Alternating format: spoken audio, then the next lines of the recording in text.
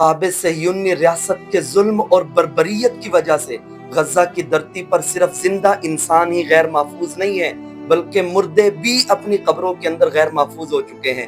गुज़श्ता कल बरतानवी news agency Reuter और अल जजीरा ने इंकशाफ किया कि मकबूजा मगरबी किनारे में मोहम्मद हुसैन नामी 80 साल बूढ़े शख्स की वफात हो जाती है, और इस बूढ़े शख्स की वफात के बाद उसकी औलाद अपने बाप को फलस्तीन की धरती पर अपनी ही सरजमीनों में अस्सासा नामी कब्रिस्तान के अंदर दफन करते हैं।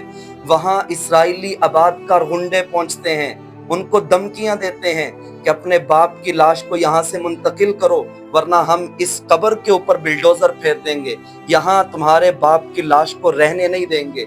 वो उनकी धमकियों को नहीं मानते, अपने बाप की तदफीन करने के बाद वो घर चले जाते हैं। थोड़ी देर के बाद उन्हें इत्तला पहुंचती है कि उनकी बाप की कब्र को खोद दिया जा चुका है, उनके बाप की लाश को कब्र से निकाल दिया जा चुका है, और फिर वो मजबूरन वहां पहुंचते हैं और अपने बाप की लाश की बेहुरमती से बचाने के लिए अपने बाप की लाश को किसी और जमीन पर मुंतकिल करते हैं।